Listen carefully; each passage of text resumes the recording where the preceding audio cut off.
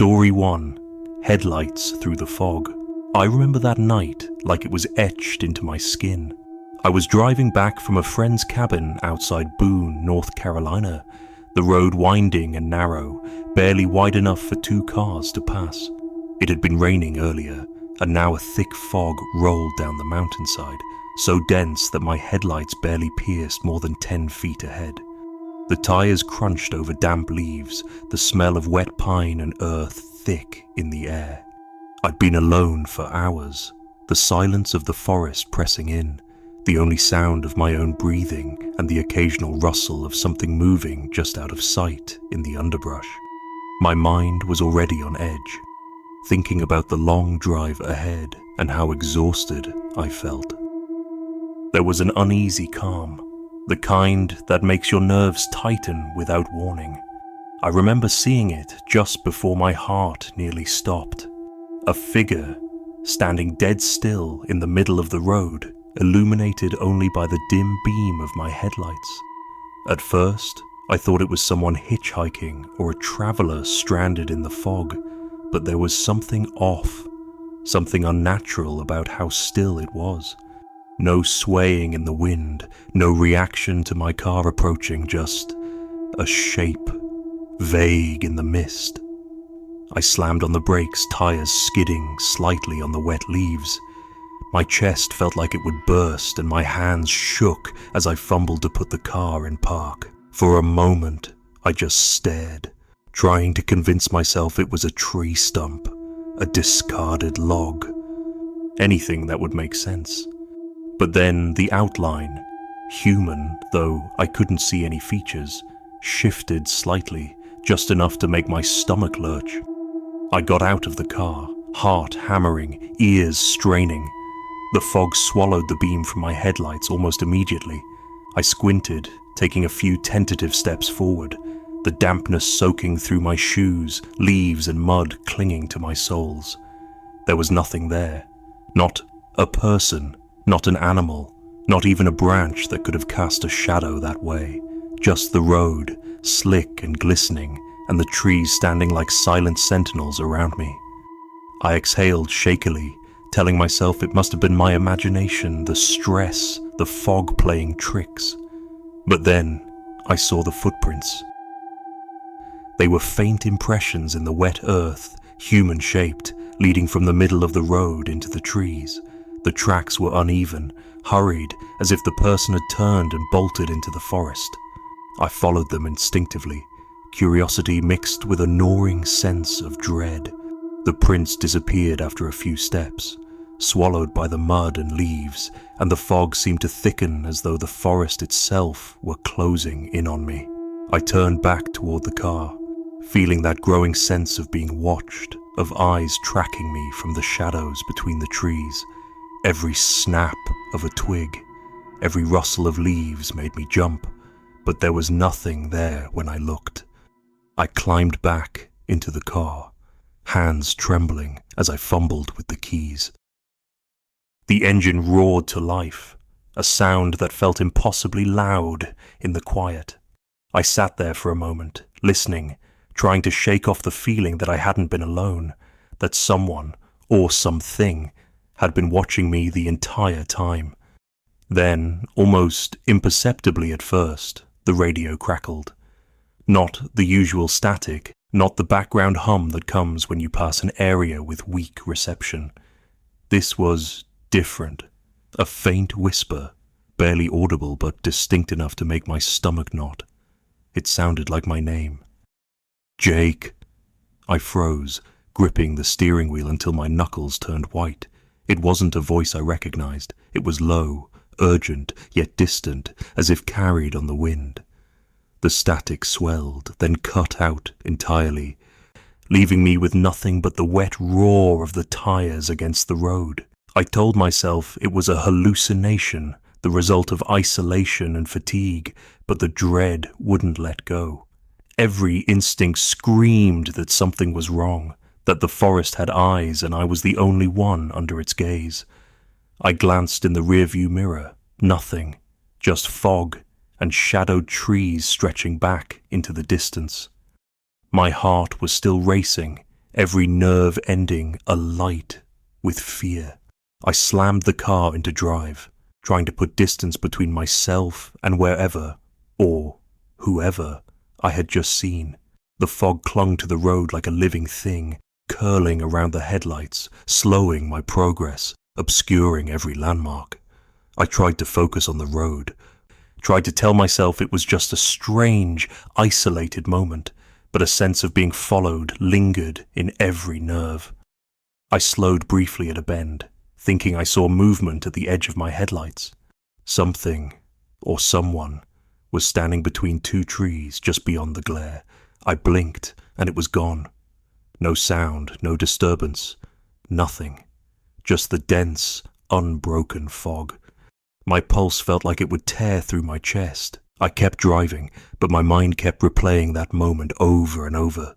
The still figure, the way it didn't move naturally, the way it seemed almost wrong. And that whisper, I couldn't get it out of my head. Jake, calling me back, calling me forward, it didn't matter. It was there, lingering in the darkness.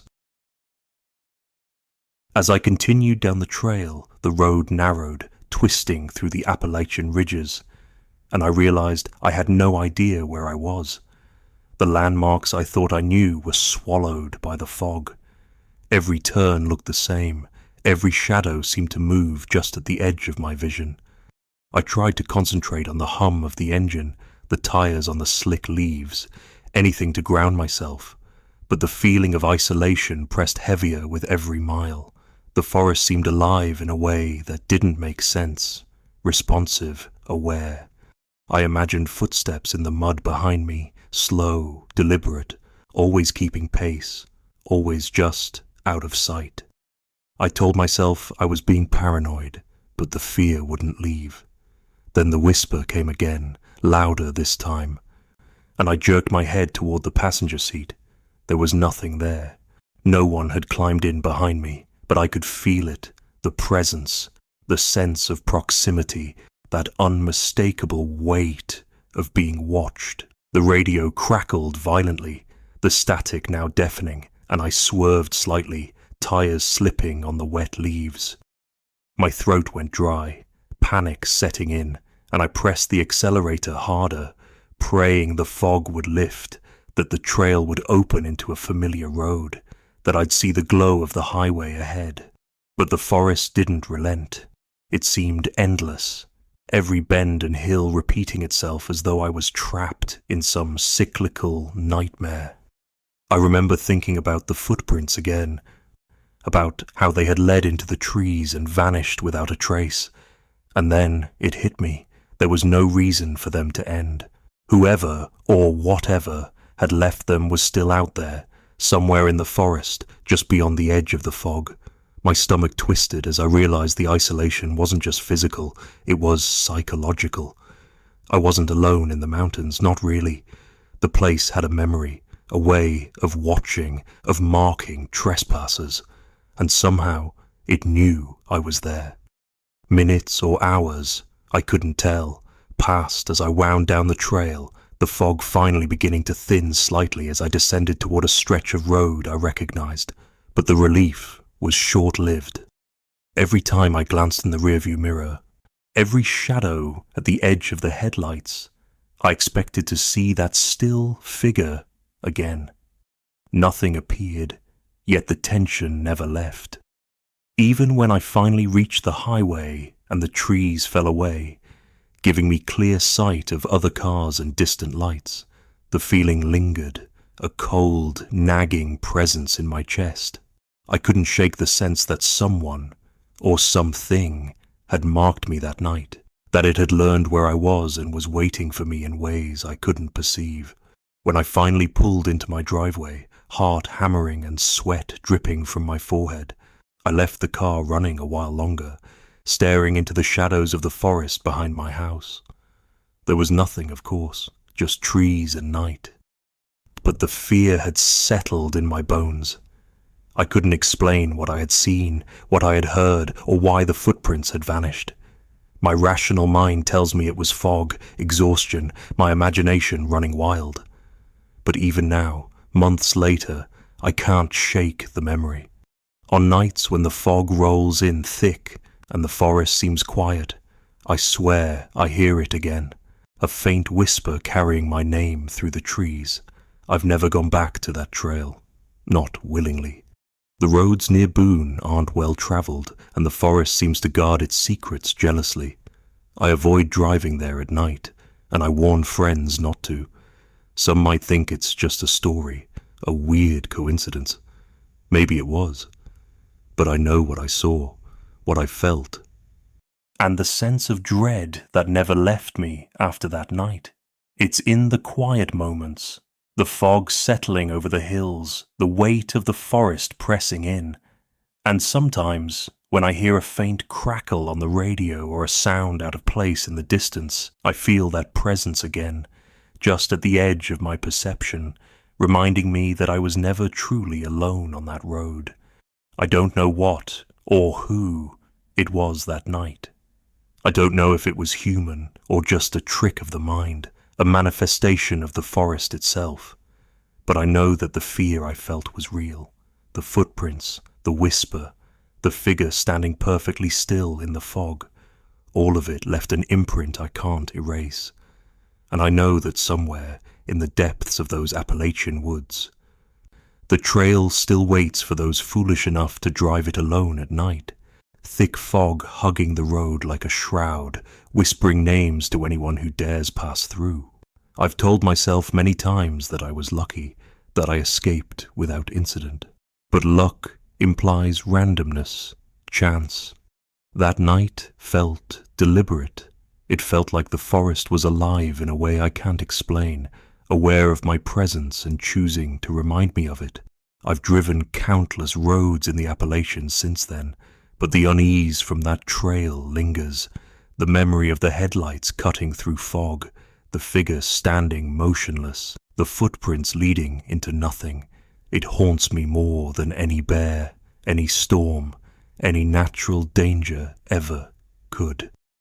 And though the rational part of me fights it, a part of me still wonders, if I had stayed just a moment longer, if I had stepped out again to investigate, would I even be here to tell this story? I never found an explanation. There were no missing persons reports, no signs that anyone had been nearby that night. Just me, the road, the fog, and a memory I can't shake. Some nights I dream of that trail, of the figure standing in the middle of the road, watching. And when I wake, I can still hear the faintest whisper, almost a caress of sound, calling my name from a distance I can't measure. It's a haunting reminder that the mountains keep their own counsel, and some secrets are meant to stay hidden, waiting for the next traveller to drive through, headlights cutting weak beams into the fog, hearts pounding with a fear that cannot be explained. I learned that night that the Appalachians are alive with more than just wildlife, that the forest remembers, that isolation has a weight that crushes more than the body. It presses into the mind. And I learned that some encounters leave a permanent mark, a lingering unease that no amount of rationalization can erase. I drive cautiously now, always aware of the shadows, always listening for the whisper carried by the wind. I've accepted that I will probably never understand what I saw or heard, and maybe that's for the best. Some truths, I've realized, are better left unknown, lingering in the dark folds of the forest, waiting, just waiting, for the next set of headlights to pierce the fog. Even now, when the night is quiet and the mist rolls low over the hills, I feel the weight of that night.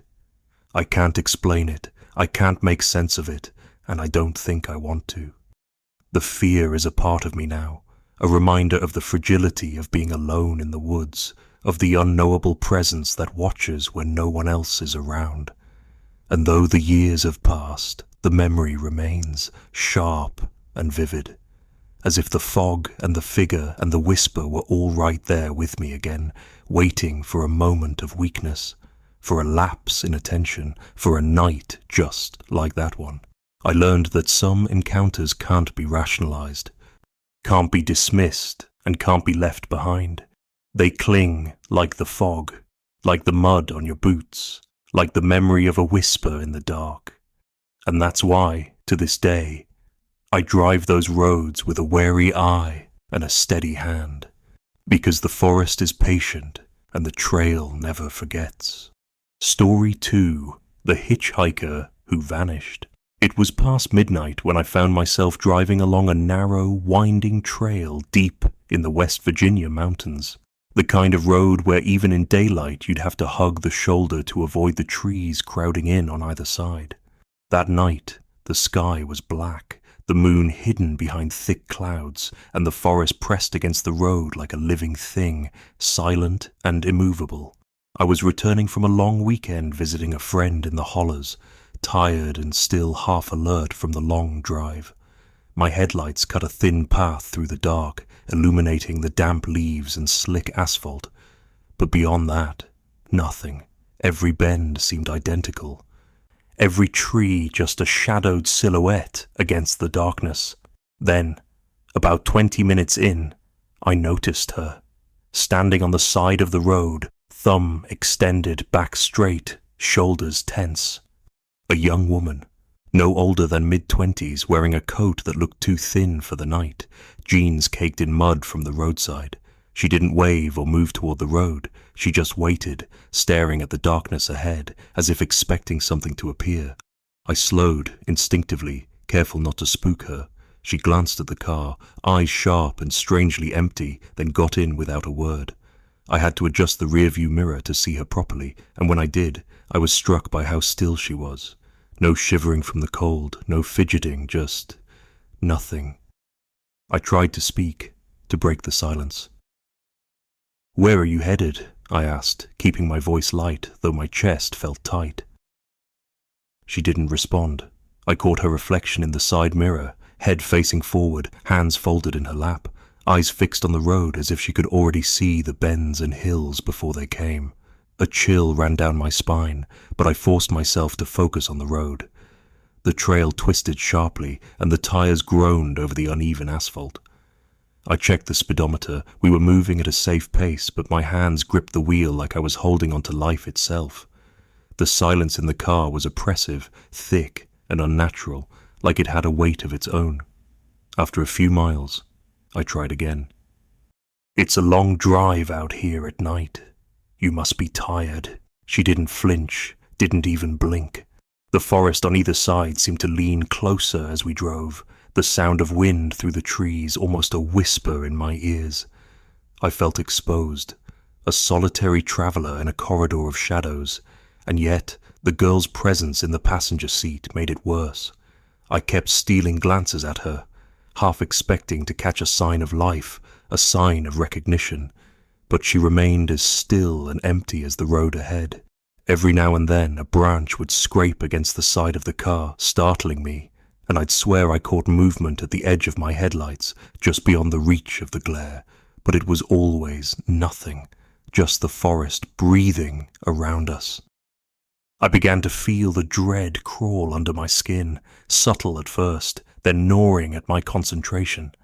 The smell of wet pine grew stronger, almost pungent, a scent that seemed to come not from outside but from somewhere inside the car. My pulse spiked with every turn, every shadow. I started to feel as if the girl was watching me in ways she couldn't, or perhaps ways I wasn't capable of noticing. My rational mind shouted at me that I was tired, paranoid, overthinking a simple act of kindness. But the silence in the car wasn't right. It had a presence. It pressed against me in the seat, filling the space that should have been empty except for her quiet, inert form. I glanced down at the seatbelt, half expecting it to be unfastened or twisted. It was buckled, locked in place, the metal cold under my fingers. I checked the doors. They were all locked. The girl's coat was pressed smoothly across her shoulders. No movement, no sign that anyone could have slipped from the seat unnoticed. I swallowed hard, telling myself to calm down, to focus on the road. But when I glanced in the rearview mirror a few minutes later, the shock nearly made me swerve into the ditch. She was gone. Just gone. Not slumped in the seat, not hiding under the dash. Nothing. The seatbelt was empty, smooth as though it had never been fastened. The faint scent of pine lingered, clinging to the air like a memory. I slammed on the brakes, pulling the car to the side, heart hammering. My hands shook uncontrollably as I opened the door, peering into the night. The trail stretched on in every direction, empty and silent. I called out, my voice cracking, my throat dry, but no answer came, only the wind rustling the branches. I circled the car, trying to find any sign. Footprints in the damp mud, the smear of a coat, anything. There was nothing, not a trace, not a sound, not even the impression that someone had been there. The forest seemed to swallow all evidence, leaving only the memory of her presence in my mind and the lingering smell of pine that didn't belong. I sat back in the car, fumbling with the keys, desperate to restart the engine. The dashboard lights glared into the fog, casting a sickly glow that made the road ahead seem both close and impossibly far away. I couldn't think, couldn't rationalize what had happened. My pulse was deafening in my ears. I turned the radio on, hoping for a distraction, but all I got was static. At first I thought it would help, white noise to steady my nerves. But the static was almost alive, crackling and shifting, as if whispering in tones too faint to catch. I leaned closer, straining to hear a pattern, but there was nothing. Only silence in the forest beyond the reach of my headlights. Minutes felt like hours as I sat there, chest heaving, hands still shaking. The trail ahead remained dark, twisting, familiar yet impossible to navigate after what had just occurred. I forced myself to put the car in drive, telling myself that the next bend, the next hill, would lead me back to the main road, to safety. Every mile was agonizingly slow. Every shadow along the roadside seemed to flicker in ways that made me question my vision. I kept glancing at the passenger seat, expecting to see her appear again, but it remained empty, silent, and suffocating. I couldn't shake the feeling that something had passed through the car, through the air itself. Something aware of my every movement, measuring my fear. As I drove, I replayed everything in my mind. The way she had gotten in, the way she had refused to speak, the way she had vanished. I tried to rationalize sleep, deprivation, exhaustion, fogged glasses, shadows in my peripheral vision. But nothing explained the locked doors, the fastened seatbelt, the weight of her presence, or the faint lingering scent of pine that was so distinct I could still smell it now. A rational explanation failed to settle my nerves. It only made the memory sharper, more vivid, more unnerving. The forest seemed to have folded in around me, pressing on the roof, on the car, on my very mind. Eventually, the trail opened up onto a stretch of highway, and the familiar glow of distant streetlights gave me a brief sense of relief. I slowed, taking a few deep breaths, telling myself that I was finally back in the realm of reason and ordinary life. But the relief was fleeting. Every time I glanced at the passenger seat, I half expected to see her there, staring straight ahead with those empty eyes. And even as I merged onto the main road, the image of her standing in the fog, waiting for me, returned unbidden. I stopped at a diner a few miles down the highway, shaking uncontrollably, needing witnesses, needing reality to confirm that I wasn't losing my mind. I parked at the edge of the lot, hands pressed against the wheel, and looked around. Nothing. No one saw me. No one came forward. Nothing seemed unusual. And yet, I could still feel her presence, a weight in the air beside me, the echo of a quiet, unnatural calm. I stared at the passenger seat for what felt like an eternity, half expecting movement, half hoping for it to vanish again. I couldn't explain it. My hands were still trembling when I finally forced myself to leave the car and enter the diner. Inside, the warmth and light offered some comfort, but not peace. I tried to order coffee, tried to speak normally, but my voice sounded strange even to me, tight and clipped. I kept looking over my shoulder, half expecting to see someone slip into the parking lot behind me, back down that narrow trail. The waitress offered small talk, but I could only nod, unable to respond with anything resembling normal conversation. The rational part of my mind screamed that it had been a trick of the fog, a hallucination born of isolation and fatigue. But the other part, the part that felt the lingering scent of pine, the memory of her eyes, the way she had occupied the seat with an unnatural stillness, refused to be silenced. When I finally returned to my car hours later, the night fully faded into dawn, the forest retreating into shadows and morning light. I still couldn't shake it. I checked the passenger seat obsessively, empty, silent, cold, but I could still smell that faint trace of pine. I drove home carefully, never looking at the mirrors, never glancing to the side, heart still hammering as if I might see her again at any moment. The memory of her vanished presence lingered like a weight I couldn't shake. Even now, weeks later, I avoid that trail at night. I avoid thinking about it too deeply. But in quiet moments, when the wind presses against my windows or the smell of pine hangs unusually strong in the air, I swear I can remember the texture of her coat, the shape of her hair, the stillness of her gaze. I cannot explain it. I cannot rationalize it.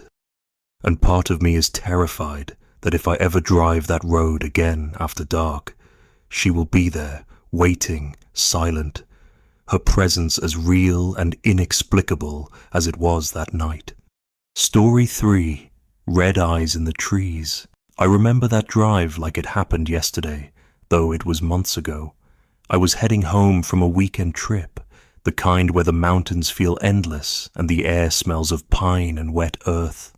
The sun had already dipped behind the ridges, leaving only the dim glow of my headlights cutting through the thick Appalachian forest. The road was narrow, twisting and slick from a light drizzle that had settled earlier in the evening. Every turn revealed more shadows, more trees pressing close, their branches like skeletal fingers reaching toward the asphalt. I'd driven these roads before, but that night, everything felt different. There was a weight to the darkness, a presence that seemed to push against the car from all sides. About 20 minutes into the drive, I noticed something in the corner of my eye, a reflection in the glass of my windshield. At first, I thought it was just a trick of the headlights, maybe the reflection of a branch swaying in the wind. But then I realized it wasn't moving. 2 points of red light, steady, fixed, and impossibly bright, stared back at me from the tree line. My pulse spiked instantly. I slowed, hands gripping the wheel so tightly my knuckles ached, and I tried to focus, to tell myself it was just a reflection, a deer's eyes caught in the light. But these eyes didn't blink. They didn't shift or move in any natural way. They just watched. I wanted to swerve, to throw the car into reverse and get out of there, but some irrational force kept me moving forward, compelled by curiosity and the need to know what was watching me. I edged the car closer to the center of the lane, straining to see past the glare of the headlights and the trees that pressed close. The eyes remained, glowing red against the darkness like embers in a cold fireplace. Every instinct screamed at me to look away, to drive faster, to escape, but I couldn't. My eyes were locked on them, tracing every subtle detail, even though there were none. No face, no shape, just those 2 glowing points fixed in the shadows. Then, as suddenly as they had appeared, they were gone. The red glow vanished, leaving only the dark forest beyond the reach of my headlights. My chest heaved, my fingers white around the steering wheel. I tried to rationalize it, maybe a deer, maybe a reflection of my own taillights, but deep down, I knew it hadn't been any ordinary animal. There was an intelligence there, a weight in the air that didn't belong to the night. I swallowed hard, trying to calm myself, but the feeling of being watched didn't leave. Every time I glanced to the tree line, my heart jumped, half expecting the eyes to return, half afraid that whatever it was had followed me onto the road. I continued driving, the tension building with every mile. The forest seemed to press closer, shadows pooling in strange shapes along the roadside. The branches scraped softly against the sides of the car, whispering in the wind, and the faint smell of damp pine and earth filled the cabin. I felt like I was being stalked, though there was nothing tangible, nothing to confirm it. Every sense was heightened, every sound amplified. The crunch of tires over wet leaves, the hum of the engine, even my own breathing seemed too loud. I told myself to stay calm, to remember the rational world, but the forest had other plans. When I finally reached a small diner on the edge of the highway, the relief should have been instant, but it wasn't. I parked, hands still trembling, and stepped inside, hoping to shake off the lingering unease. The fluorescent lights and chatter of other patrons should have grounded me, but my mind kept drifting back to the red eyes, to the tree line, to the way they had fixed themselves on me and refused to move. I couldn't eat, couldn't relax, and I kept stealing glances out the windows, half expecting to see them again.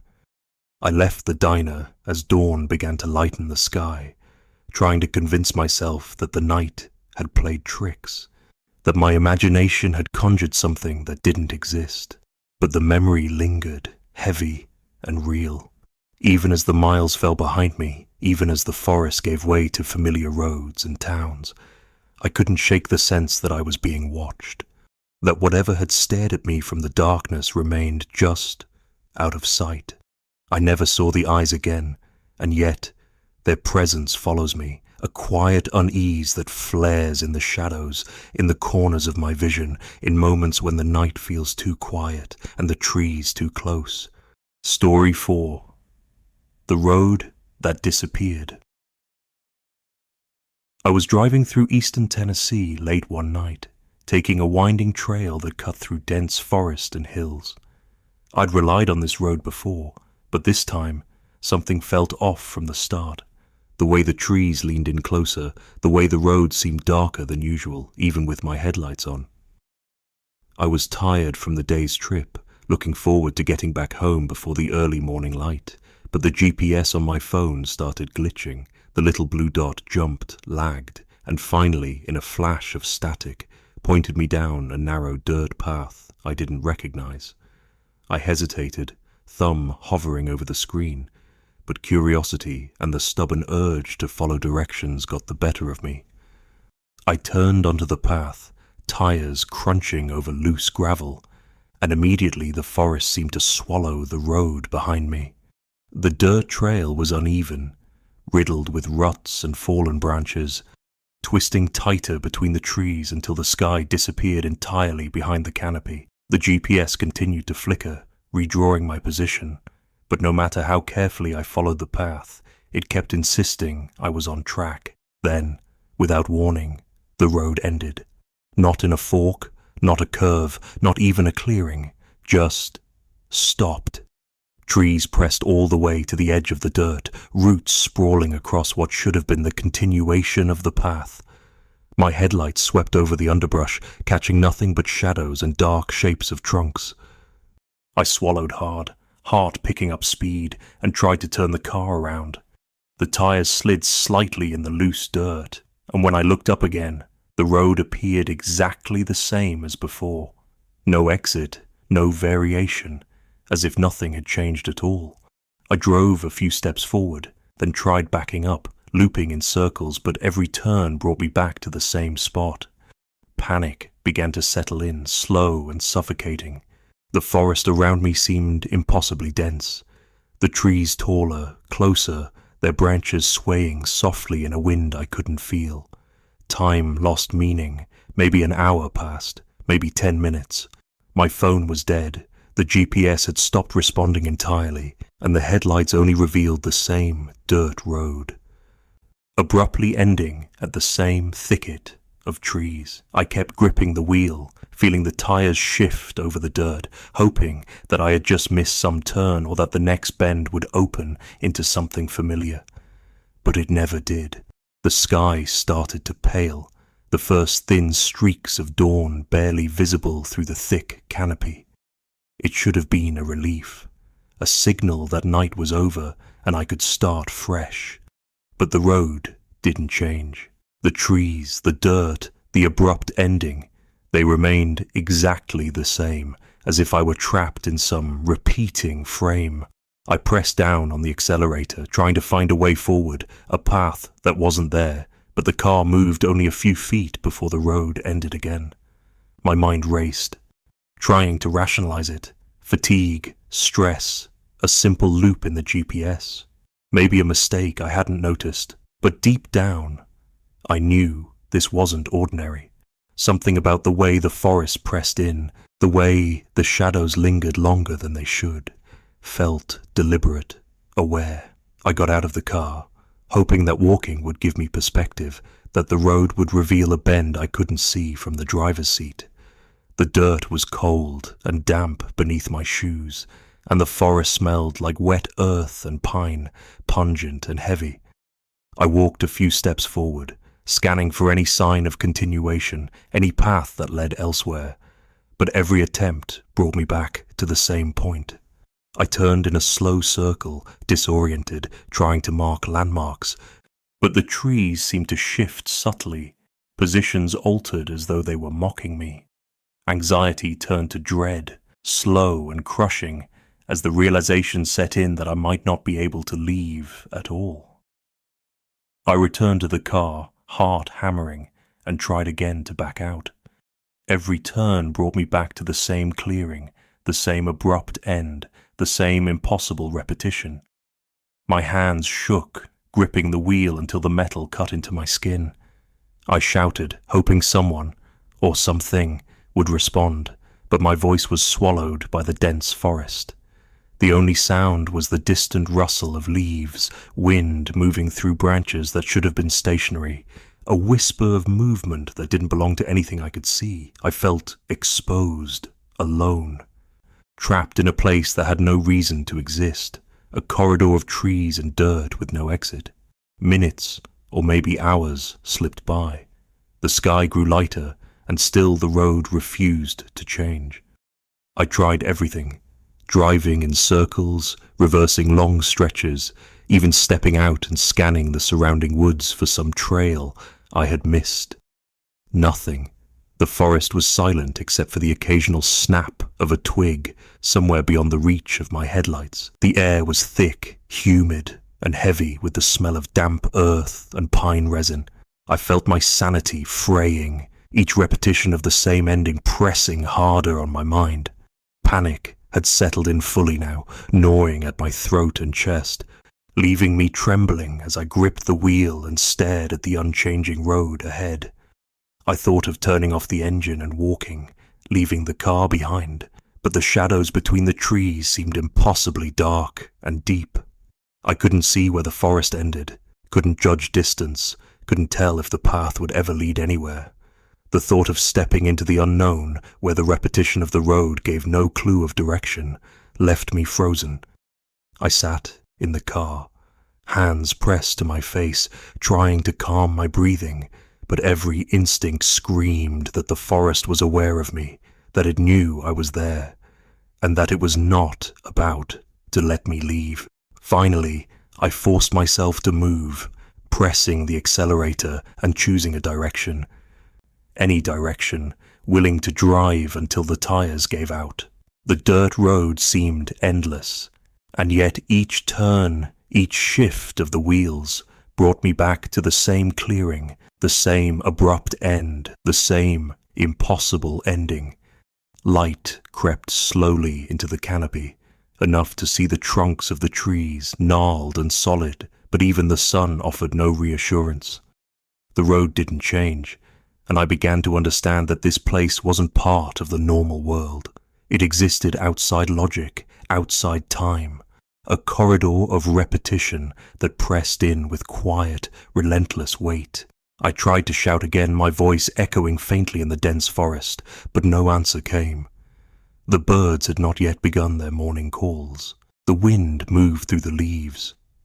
But there was no pattern, no relief.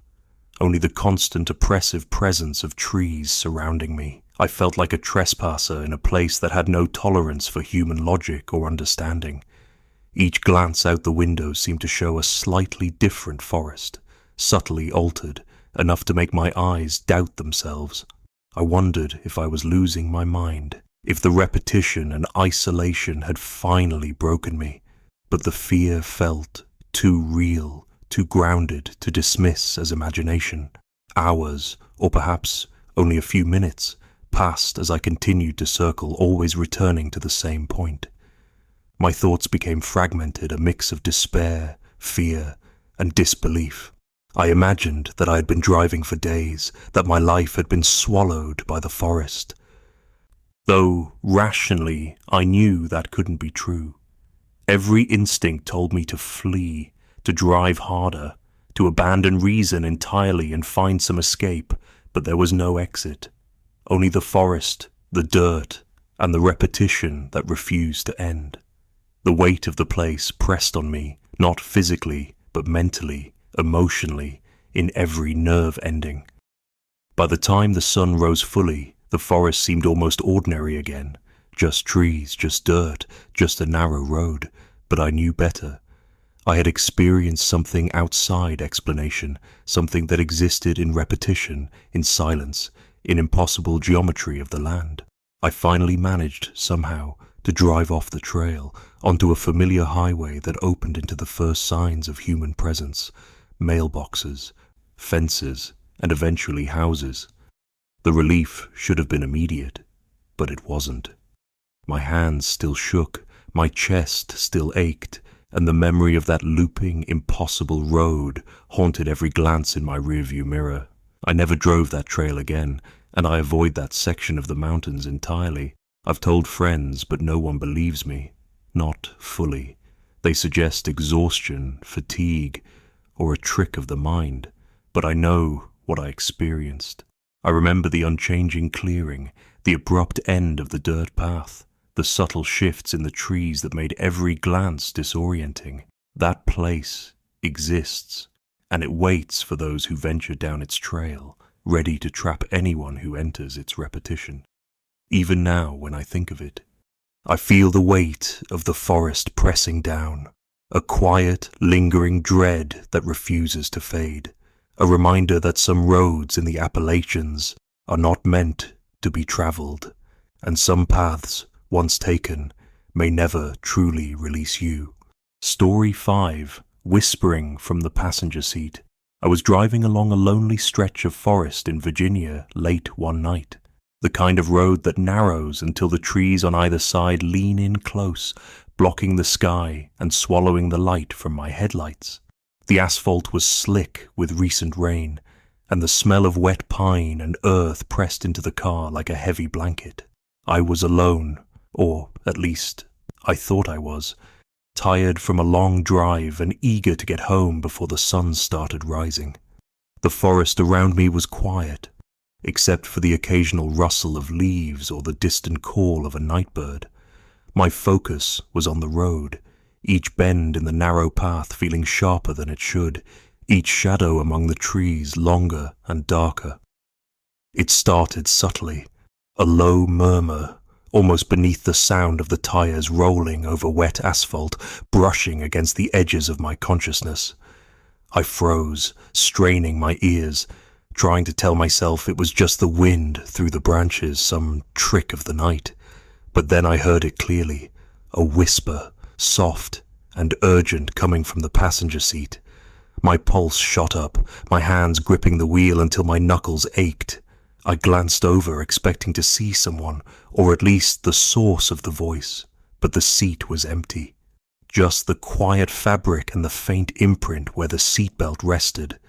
The whispering continued, low and insistent, like someone was trying to guide me, to draw me somewhere down the twisting road.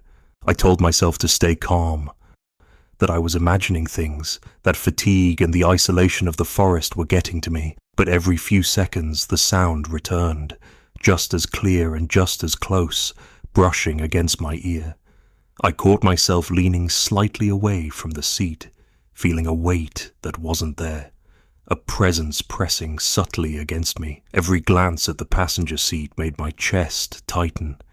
The shadows in the car seemed to pool differently, shifting in ways that made me doubt my eyes. I tried talking aloud, breaking the silence in the car. "Hello? Is someone there?" My own voice sounded strange, hollow, almost swallowed by the dense night outside. The whispering paused for a moment, then returned, urging, hissing, soft enough to make me shiver. My mind raced. I thought about stopping the car, getting out, shining the flashlight across the seat and the forest beside the road. But something held me there, frozen behind the wheel, every instinct screaming both to flee and to stay. The whispering seemed aware of me, of my hesitation, pressing in closer with each breath. Hours, or maybe only minutes, seemed to pass. The road twisted and bent endlessly, the forest on either side looming and alive in ways that no ordinary road should feel. The whispering was constant now, a low, urgent murmur that seemed to guide me towards some unseen point, a turn or a clearing I could not see. I followed it half-willingly, terrified, compelled, hoping it might end, or that it might lead me out of the forest. Each time I glanced at the passenger seat, I could swear the fabric shifted slightly, as though someone, or something, was leaning closer, watching me. My fingers tightened around the wheel, every nerve taut, every sense heightened, yet I saw nothing. The road seemed endless, but eventually a faint light appeared in the distance. A break in the forest, maybe a clearing, maybe the edge of the trees. The whispering grew softer, more insistent in its urgency, and my stomach twisted with unease. I wanted to reach it, to understand what had been guiding me, but part of me feared the destination itself. Every instinct warned me that stepping out of the car, or even crossing into that clearing, would expose me to something I couldn't comprehend.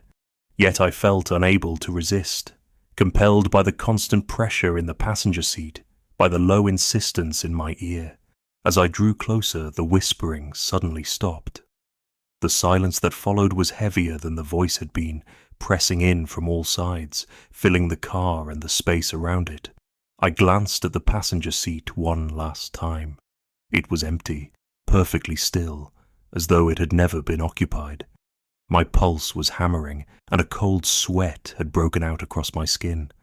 I sat there for a moment, heart pounding, trying to make sense of what had just happened. My mind offered rational explanations, fatigue, stress, imagination, but nothing could account for the sense of presence, the weight, the whispering, and the subtle, impossible shifting of the seat. Eventually, I forced myself to keep driving, putting the forest behind me, returning to familiar roads where the sky opened and the night lost some of its oppressive weight. But even as I reached the safety of streetlights and houses, I could not shake the feeling that I was still being watched, that the passenger seat still bore a memory of something there, lingering in the shadows. That night changed me.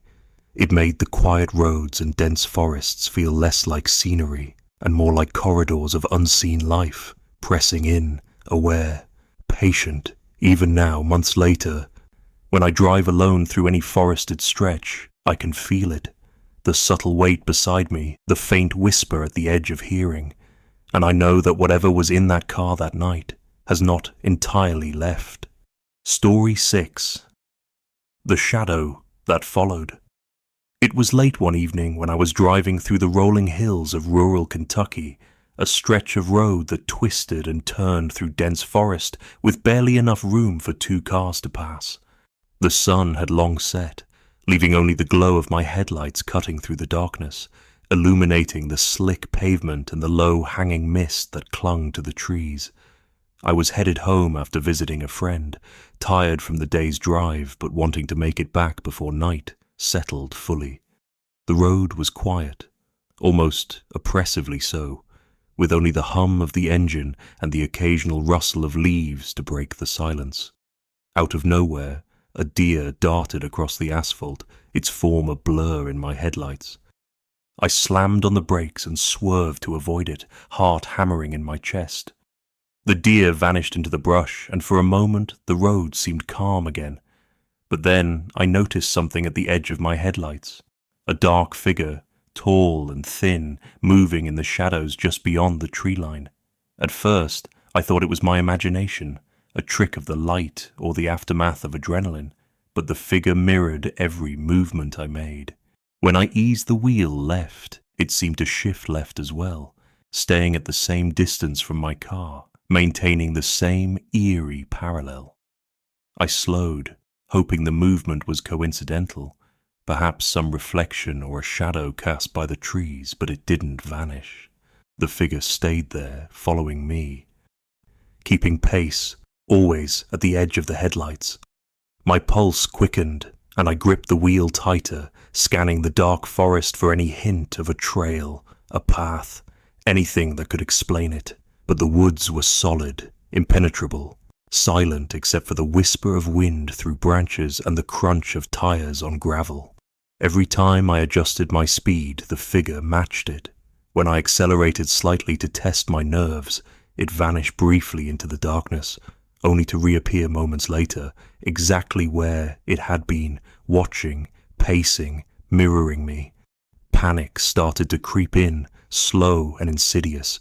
I considered pulling over, turning around, trying to confront whatever it was, but every instinct screamed to keep moving. The darkness felt alive, pressing in from all sides, and the figure's presence only added to the suffocating tension. My headlights barely penetrated the mist, casting pale yellow arcs over the road, but the shadow stayed at the periphery, never fully revealed, never giving me a clear look. I could feel its gaze, though, sharp, unyielding, patient. The way it moved with me made my skin crawl. For miles it followed. The road twisted through the hills, the forest dense and oppressive, each curve revealing only more trees and the faint glimmer of the figure at the edge of my headlights. I tried to rationalize it. Maybe a person walking along the tree line, maybe another driver hidden in the brush. But nothing made sense. The movements were impossible to synchronize with any human walking pace. It was patient, relentless, and somehow unnervingly deliberate. My hands shook, gripping the wheel as I forced myself to keep my eyes on the road and not the figure. Occasionally, I would glance quickly to the passenger side, hoping for a distraction, for some reassurance of normalcy. But there was nothing, just the empty seat and the shadows pressed tight against the car windows. The forest closed in, seemingly aware of me, of the small silver car trying to navigate its depths.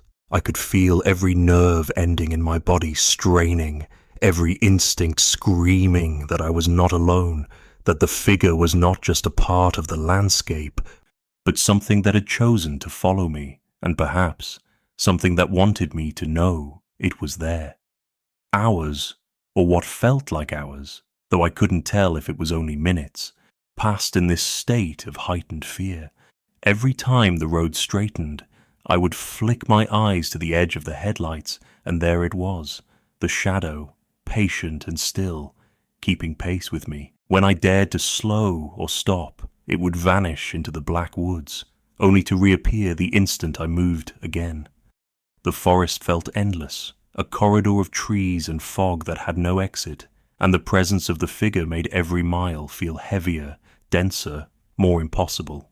Eventually, I reached a faint glow ahead. The lights of a small town spilling weakly through the trees. Relief should have been immediate, but the figure did not vanish completely.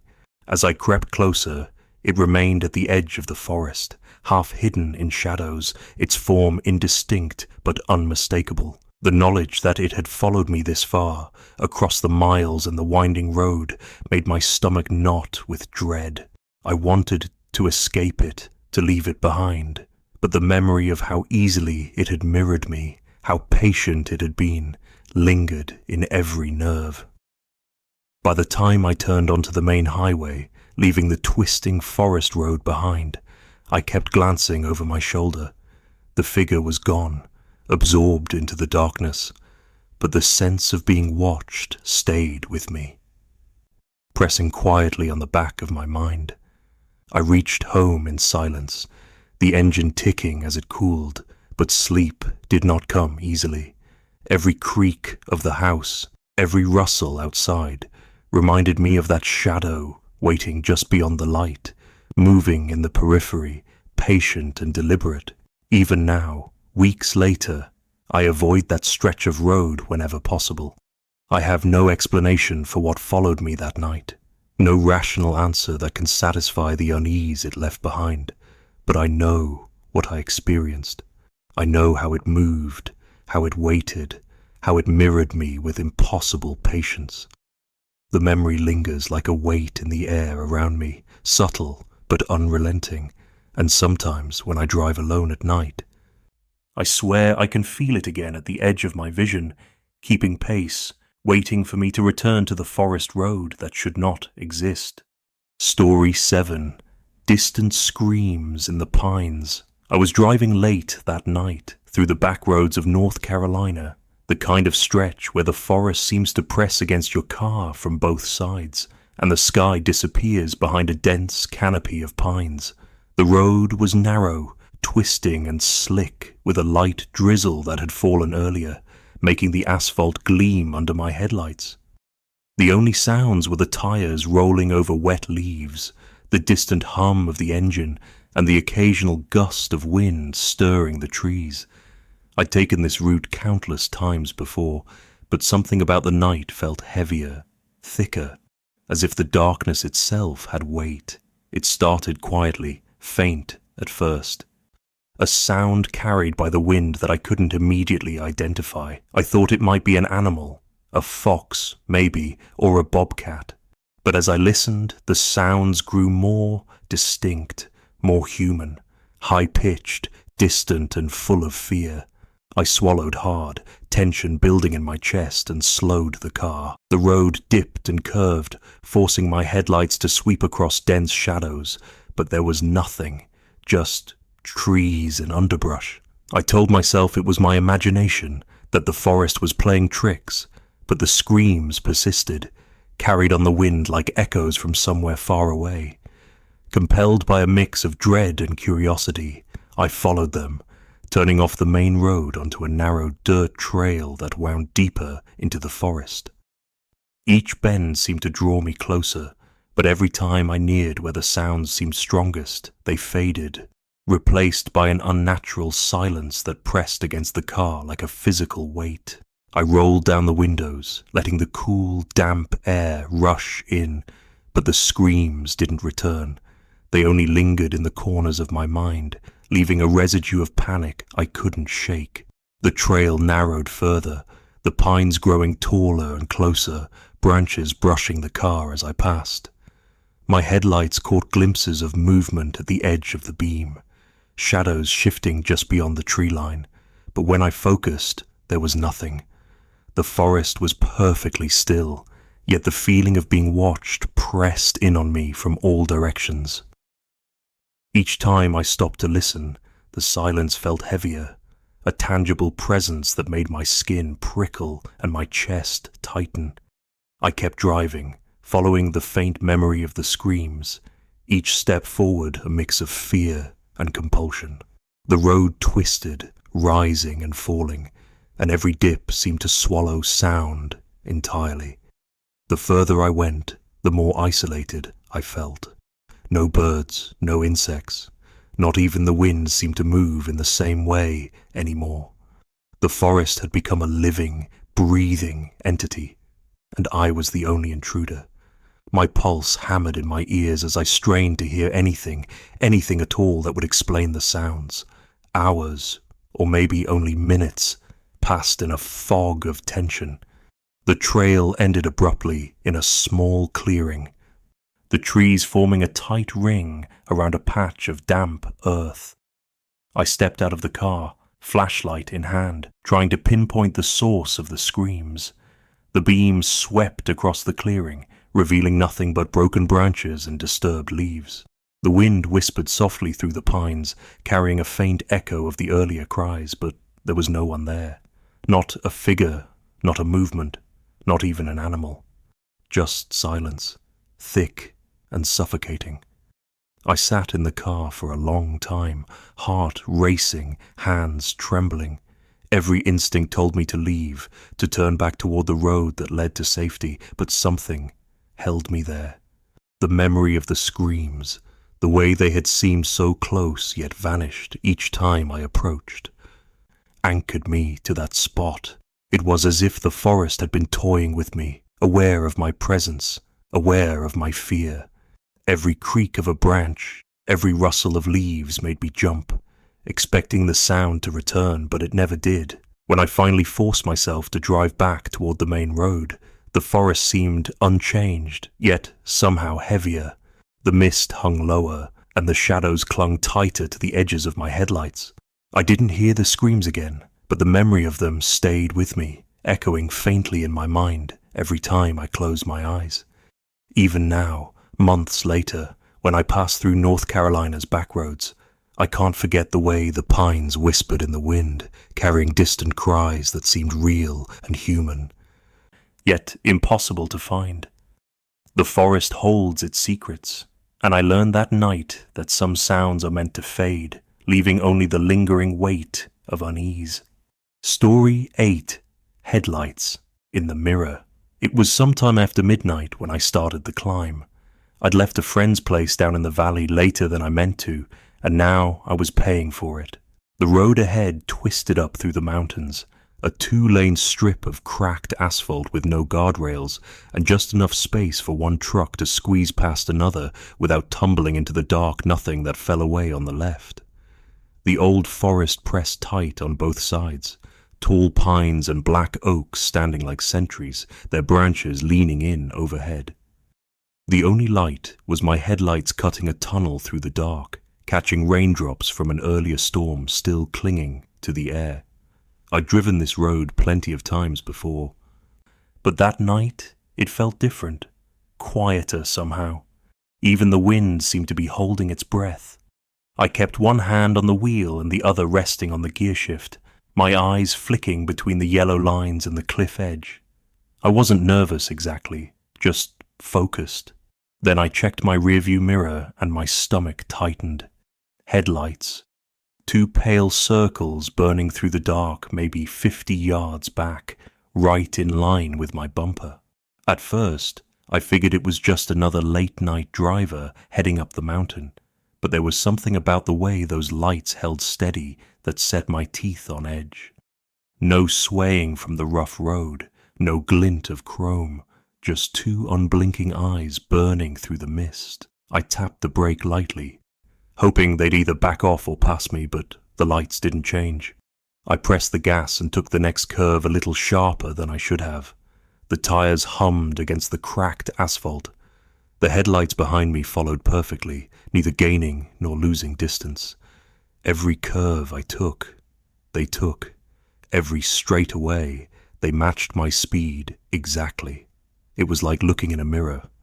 The higher I climbed, the narrower the road got. The forest thickened until it felt like I was threading a needle between black walls. Every so often, my headlights would catch an old, leaning fence post or the half-rotted stump of a tree long cut down, and my brain would snap to thinking it was a person standing there. My heart was working harder now, breath shallow, palms slick on the wheel.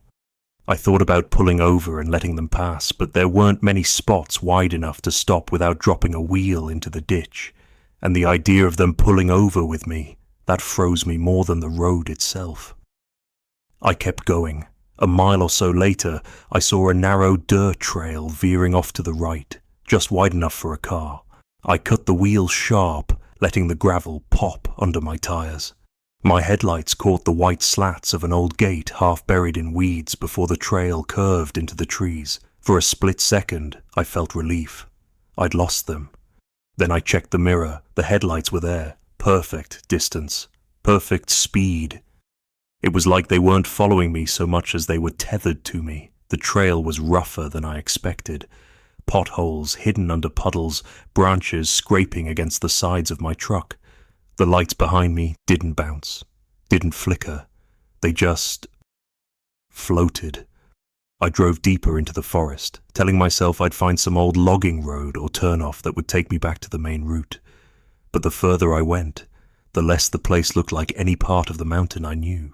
The trees here were older, their trunks gnarled and black, the ground rising and falling in strange ways that made it hard to tell if I was going uphill or down. And the headlights, always there. At some point, I stopped checking the clock. Time didn't feel right anymore. The road seemed endless. My hands ached from gripping the wheel, and every muscle in my legs was locked tight. It could have been 20 minutes or 2 hours. I couldn't tell. The forest outside my windows had gone completely silent. No crickets, no wind, just the sound of my own engine. Somewhere ahead, the trail opened into a wide, flat stretch. A pull-off maybe, or an old work site. I thought about gunning it, seeing if I could lose them in the open, but something about that space felt wrong. The ground was covered in tire tracks, but none of them were fresh. The far end disappeared into the trees without a sign of where the road picked up again. That's when I noticed. The lights behind me weren't quite the same color as mine. They had a faint yellow tinge, like old halogens, but dimmer. Almost as if they weren't lighting the road so much as they were lighting. My chest tightened. I floored the gas, skirting the edge of that flat clearing, and dove back into the trees on a path I wasn't sure was even a road. My headlights swung wildly, catching glimpses of something pale between the trunks. Maybe just birch bark, maybe something else, but I didn't slow down. When I looked in the mirror again, the lights were gone. I didn't believe it. I kept glancing back, every curve, every straight stretch, waiting for them to flare back into existence. The forest felt heavier now, pressing in tighter, and the dark behind me seemed thicker than the dark ahead. I didn't know if I was heading back toward the main road or deeper into the mountain, but I couldn't make myself stop. It was grey by the time I hit pavement again. The forest thinned, and a line of distant ridges appeared through the morning mist. My shoulders slumped in relief, but I couldn't shake the feeling in my gut, that heavy, gnawing dread, like I'd been led somewhere I wasn't supposed to see, and then let go. When I finally pulled into my driveway hours later, the sun was fully up. I sat there with the engine running, staring at my own reflection in the rearview mirror. The road behind me was empty, but I swear, just for a second, I thought I saw 2 faint yellow circles fade away into the morning haze.